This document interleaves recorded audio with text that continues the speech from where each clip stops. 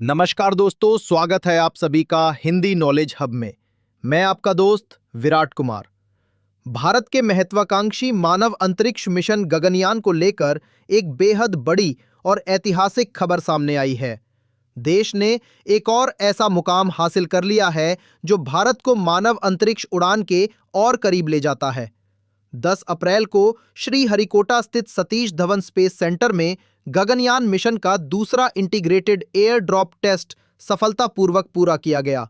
ये परीक्षण सिर्फ एक सामान्य टेस्ट नहीं था, बल्कि गगनयान की सफलता की दिशा में एक बेहद अहम कदम था।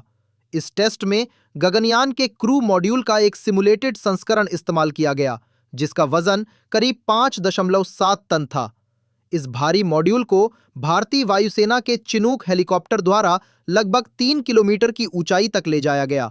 इसके बाद इसे श्रीहरिकोटा के तट के पास समुद्र में निर्धारित ड्रॉप जोन के ऊपर से रिलीज कर दिया गया।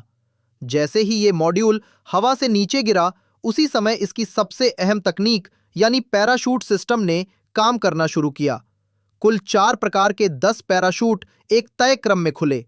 इन पैराशूट्स ने मॉड्यूल की गति को धीरे धीरे कम किया ताकि समुद्र में इसका सुरक्षित स्प्लैश डाउन हो सके।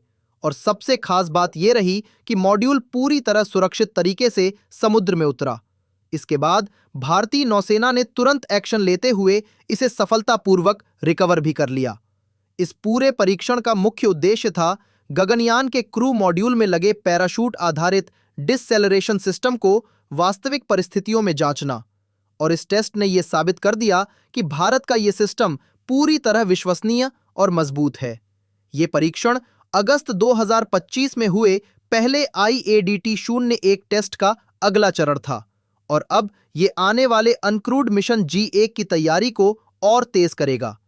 गगनयान मिशन भारत का पहला मानव अंतरिक्ष मिशन है जिसमें 3 भारतीय अंतरिक्ष यात्री पृथ्वी की निचली कक्षा में जाएंगे और फिर सुरक्षित वापसी करेंगे। लेकिन वापसी का सबसे चुनौतीपूर्ण हिस्सा होता है री एंट्री, जहां मॉड्यूल को बेहद तेज गति से धीमा करना पड़ता है।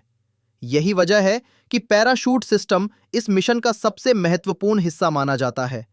इस सफलता के पीछे सिर्फ इसरो ही नहीं, बल्कि कई बड़ी एजेंसियों का योगदान रहा है। भारतीय वायुसेना ने हेलीकॉप्टर ऑपरेशन संभाला, भारतीय नौसेना ने रिकवरी ऑपरेशन किया और DRDO ने भी इसमें महत्वपूर्ण भूमिका निभाई। ये उपलब्धि सिर्फ एक टेस्ट की सफलता नहीं है, बल्कि ये भारत के आत्मनिर्भर बनने की दिशा में एक मजबूत कदम है। ये दिखाता है कि भारत अब सिर्फ तकनीक का उपयोग करने वाला देश नहीं, बल्कि उसे बनाने और सफलतापूर्वक लागू करने वाला राष्ट्र बन चुका है। आने वाले समय में और भी कई परीक्षण, डेमो मिशन और अनक्रूड फ्लाइट्स की तैयारी जारी है। अगर सब कुछ योजना के अनुसार चलता रहा तो साल 2027 के आसपास भारत के पहले अंतरिक्ष यात्री अंतरिक्ष की उड़ान भरते नजर आएंगे।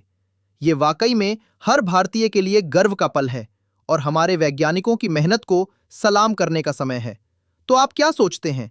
क्या भारत जल्द ही मानव अंतरिक्ष मिशन में दुनिया के बड़े देशों को टक्कर देगा? अपनी राय जरूर बताइए।